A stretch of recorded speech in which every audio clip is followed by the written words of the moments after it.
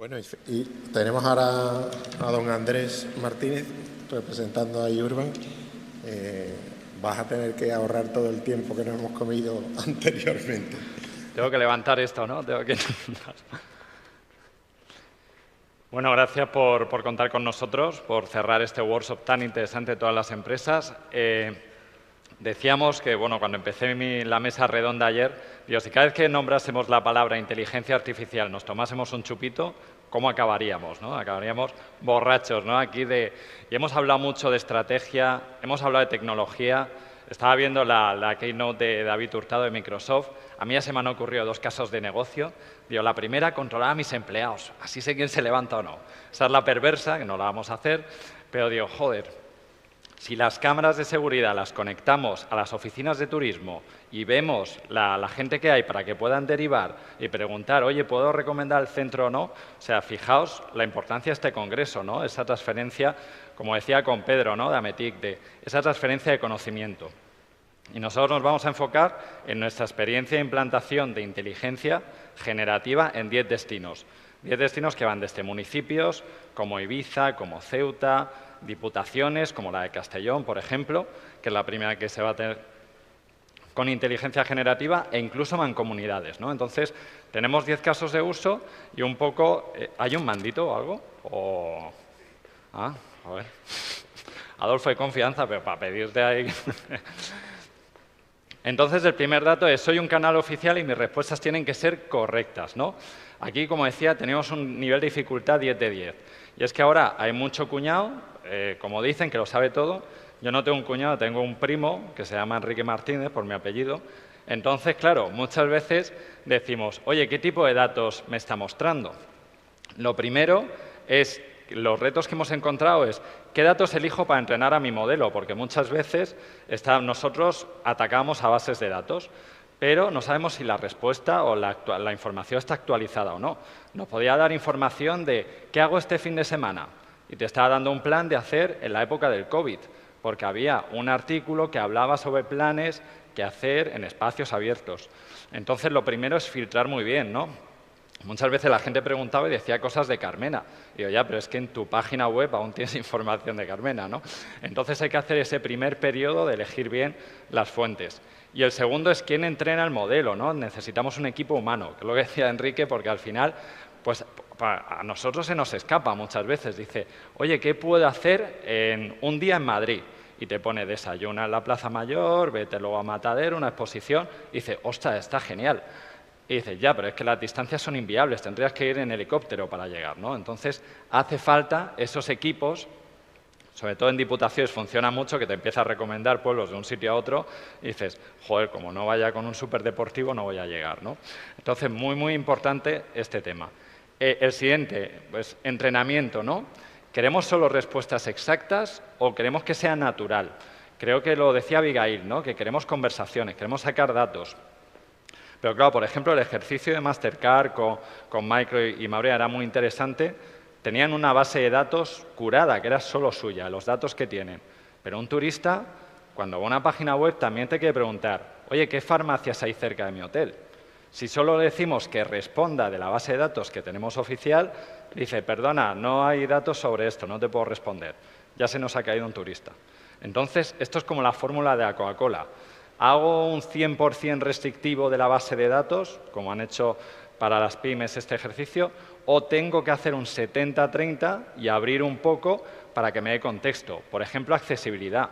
No todos los destinos tienen las fichas de los diferentes tipos de patrimonio, si tienen escaleras, si no. Entonces, muchas veces hay que abrirlo para que te dé ese contexto, ¿no? Ahí entran también las alucinaciones. Ojo, fundamental, ¿dónde coge la información? Esto es un poco técnico, un poco chapa. A mí me gustaría otra cosa, pero bueno, son retos y cosas que nos han pasado, nos están pasando, ¿no? Fundamental, por ejemplo, el asistente, aunque tú tengas tu página en 6, 7, 8 idiomas, nos hemos encontrado que si la página está en España, donde más información va a haber va a ser en el idioma español. Y como muchas veces al final de la respuesta das el enlace, veíamos que cogía la información en español, pero si preguntaban en danés o en sueco o en holandés, luego se inventaba la URL porque lo traducía todo y se la inventaba. Hay que entrenar el modelo en castellano, el modelo en inglés, el modelo en francés. Bueno, son cosas que vas aprendiendo, ¿no? RPGD, esto es brutal. Tenemos un montón de información.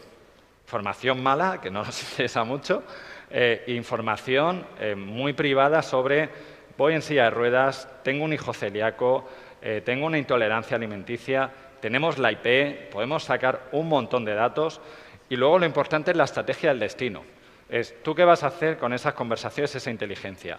¿Quieres captar el lead, el registro y enviarle información personalizada, eventos, etcétera?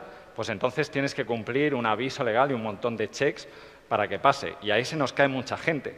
Entonces, con los destinos le estamos animando a decir, oye, esto es más un estudio sociológico, esto lo que nos interesa es saber qué pregunta la gente, pues si sabemos qué pregunta, sabemos qué contenido tenemos que posicionar, ¿no? Entonces, muchas veces esa política de RPGD pasa por esa anonimización. ¿Qué estamos trabajando? De todas las conversaciones que tenemos, luego la gente pregunta un montón de cosas, suelen ser más o menos unas 3,5 preguntas por usuario, lo que tenemos. En tokens nos está saliendo muy caro Microsoft, aquí lo lanzo, pero bueno, pero esperamos una ayuda como startup. Pero al final lo que nos interesa de todo esto es hacer un filtrado y hacer con un propio GPT un profile de esa persona. Es decir, turismo de pareja, le gusta la gastronomía, repetidor, ya está. Tiene 50 más o menos, es una edad senior, porque me ha preguntado por un wellness, un tal. Bueno, y con eso nos quedamos, no queremos la conversación entera. Privacidad de los datos.